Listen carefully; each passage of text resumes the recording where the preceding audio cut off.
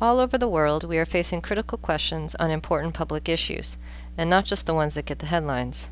There are significant, obvious challenges like terrorism and war, climate change, and financial inequity and instability.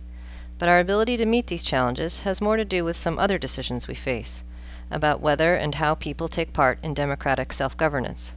When people have meaningful roles in democracy, their communities and their countries are smarter, safer, healthier, more equitable, and more productive.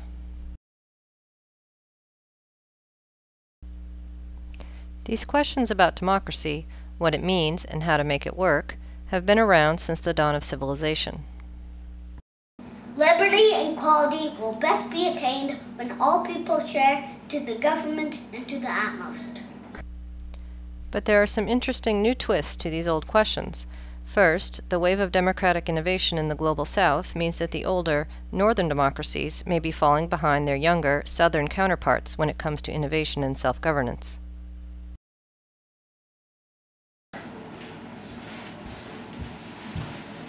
I'm off to learn how democracy works. Are you interning at Capitol Hill? No, I'm moving to Brazil. Second, new online tools are giving citizens much greater capacity to understand public issues and influence public decisions.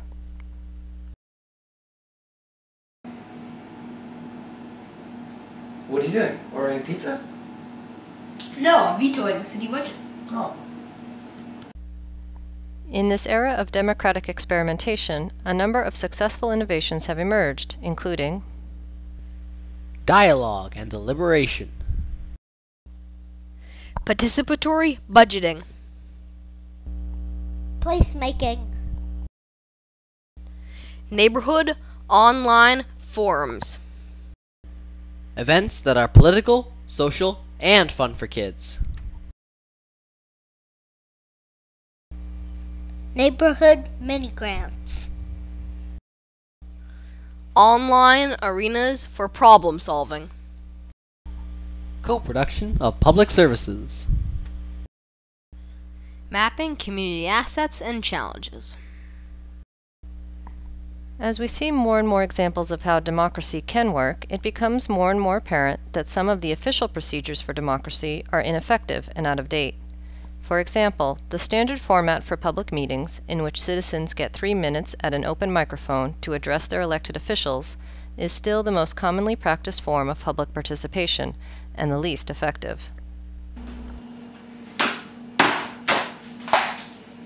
The chair recognizes the gentleman in the toga who has come to speak to us on politics, poetics, and the importance of the polis as the highest form of community. Sir, you have 3 minutes. And when it comes to state and federal policy making, most citizens don't seem to have any say at all. Donate to our political party.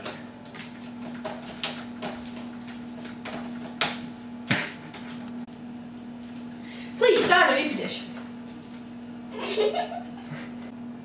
Look, we've released more government data.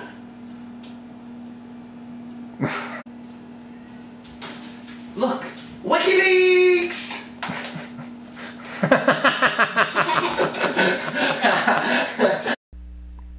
We are faced, therefore, with some old questions for new times. How are citizens to govern? What kind of democracy do you want? What's democracy? What is civics? I don't know, but I hope it's easier than algebra. And we are also faced with some new questions for new times. For example, how do we measure citizenship and civic engagement? How do we develop consistent metrics and indicators that allow people to gauge their progress in strengthening engagement and democracy? I am an active citizen. Alright, let's go. Here we go. We got a height of 45 centimeters. I got a head of 3 miles. And We got a, hit a chin. Yeah, left ear. How will citizens get the information they need? How do you engage people across a large country in dialogue and action on a key public issue? How do we ensure that greater participation leads to greater equality? How can we update the laws on public participation so that they reflect the best practices in participation? It says we have to have public participation on this policy decision. We have to listen to that guy in the toga again?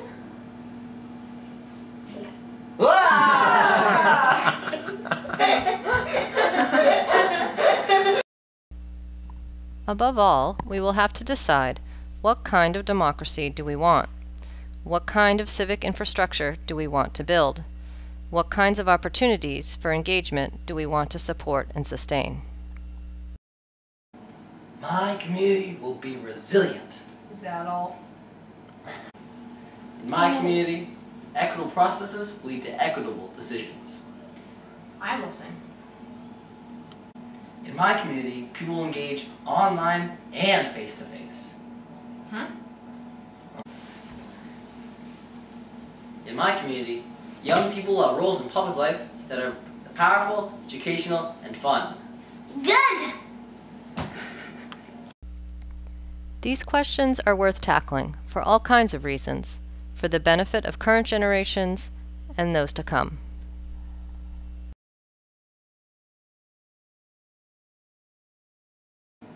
I wonder if we'll ever figure out how to make democracy work. I hope so, because I'm getting too big to be sitting on the counter. Yeah. Oh.